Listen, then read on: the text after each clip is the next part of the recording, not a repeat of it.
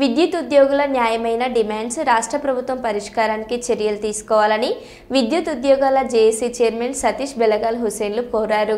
కర్నూలు నగరంలోని ట్రాన్స్కో ఎస్సీ కార్యాలయం నుంచి కొత్త బస్టాండ్ మీదుగా కలెక్టర్ కార్యాలయం చేరుకొని 1500 మందితో నిరసన చేసిన అనంతరం జిల్లా కలెక్టర్కు వినతి పత్రం అందజేయడం జరిగింది. విద్యుత్ జేఏసీ యాజమాన్యం నుండి వైఖరి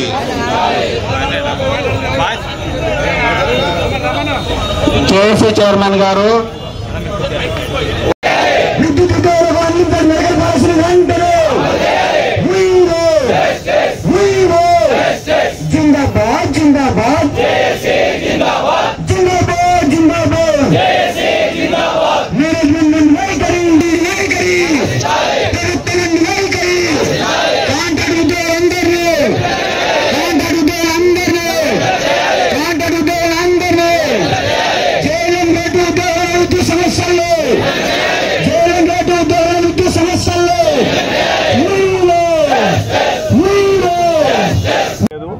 అలాగే మేము ఇక్కడ ఇంతమంది మీ దగ్గర 1500 మంది మీకు గ్యాదర్ అయినా కూడా ఎక్కడ ఏ విధమైన ఇంటరప్షన్ కలగలేదు.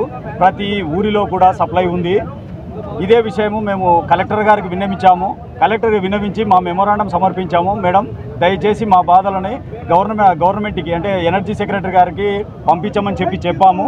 మేడం కూడా పాజిటివ్గా స్పందించింది. అలాగే మా సమస్యలను ఖచ్చితంగా తీర్చడానికి ప్రయత్నిస్తానని చెప్పింది.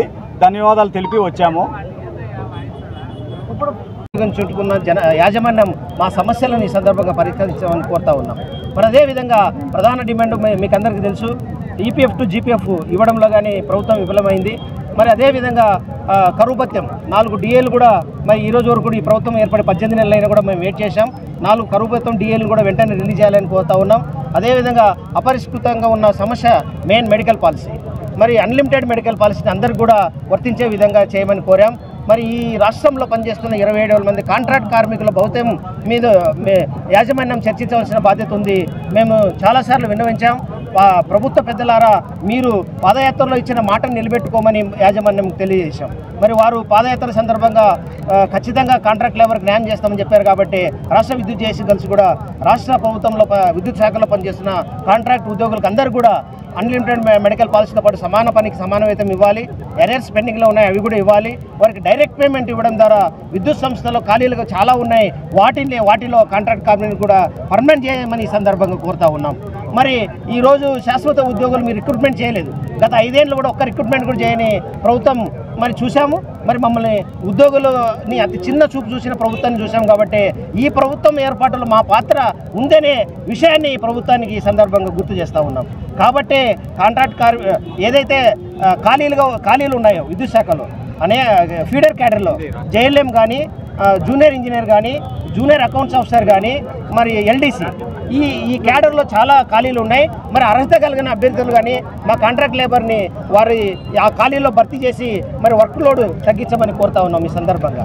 అదేవిధంగా మరి మీకు అందరికీ తెలుసు, గ్రేటర్ జేఎల్ఎం ఇష్యూ కూడా ప్రధానమైనదే. వారికి విద్యుత్ సంస్థలు విలీనం చేయడం ద్వారా వారికి న్యాయం చేయమని కోరాం. అనేక సమస్యల మీద వినతి పత్రం ఇచ్చాం. ఈరోజు రేపు ఎల్లుండి మరి ఆశతోనే ఉన్నాం. ఎందుకంటే వర్షాలు స్టార్ట్ అయినాయి. మరి మా సేవలు అత్యవసర సేవలు కాబట్టి ప్రజలకి వినియోగదారులకు ఇబ్బంది కలగకుండా అనే ఉద్దేశంతోనే ఈ 2 రోజులు విరామం ప్రకటించడం జరిగింది. ఈ 2 రోజులు మేనేజ్మెంట్ కానీ ప్రభుత్వం కానీ మమ్మల్ని పిలిచి చర్చలు జరుపుతుందని ఆశిస్తూ ఉన్నాం. అట్లా జరపకపోతే 25వ తేదీన రాష్ట్ర జేఏసీ జిల్లా జేఏసీ అన్నింటిని కూడా విజయవాడకు రమ్మని తెలిపింది. ఈ జిల్లా జేఏసీలతో అనుసంధానం చేసుకుని వీళ్ళందరినీ కూడా మరి రాబోయే నిరవధిక సమ్మెకు మరి పోవడానికి మరి పిలుపునిచ్చింది. కాబట్టి ఖచ్చితంగా